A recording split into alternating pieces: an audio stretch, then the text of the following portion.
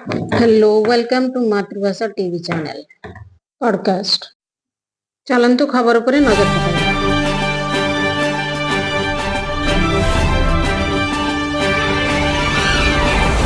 बारवाटी दर्शकों संख्या अत्यधिक होइतिबारु सीट संख्या वृद्धि कराजिबो बोली मुख्यमंत्री प्रतिश्रुति दैछन्ति।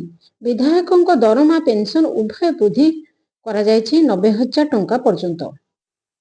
दर्शक बंधु वीडियोटी को लाइक करंतु, शेयर करंतु। जदि आपण माने आम चैनल को नुआ करी देखुथिबे तेबे सब्सक्राइब करी पाखरे थिबा बेल आइकन को प्रेस करी ऑल ऊपर क्लिक करिया जमा भी भूलबेनी।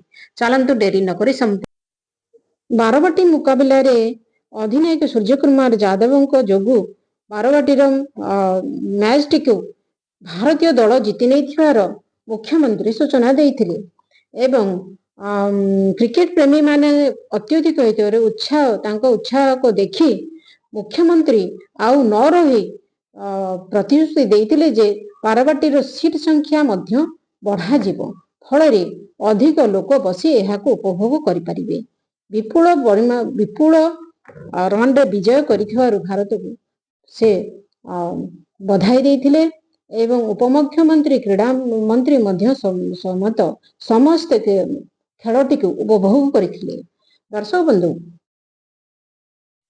जदि आपण माने एही बळी लेटेस्ट ब्रेकिंग न्यूज देखिବାକୁ चाहती तेबे आम चैनल सहित जोड़ी ही रुहंतु। चैनल टी को सब्सक्राइब करी पाखरे तो बेल आइकन को दबाई ऑल ऊपर क्लिक करिया जमा भी भूलबेनी।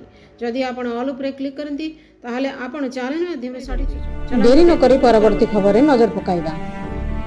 परवर्ती खबरटी रही जे एही अधिवेशन समय विधायक मंत्री बाचस्पति पूर्वतन विधायक मानक दरमा और भत्ता वृद्धि पर संशोधित पारिश्रमिक बिल गृहीत होइछि, जेउथिरे अनेक गुरुत्वपूर्ण निष्पत्ति निया जाइछि। एही बिल अनुसार आगक प्रति 5 वर्ष थरे विधायक और पूर्वतन विधायक मानक दरमा भत्ता और पेंशन वृद्धि करा जिबार प्रावधान रहिछि। दर्शक बंधु आज खबर ये रखुछि। ब्यूरो रिपोर्ट मातृभाषा टीवी।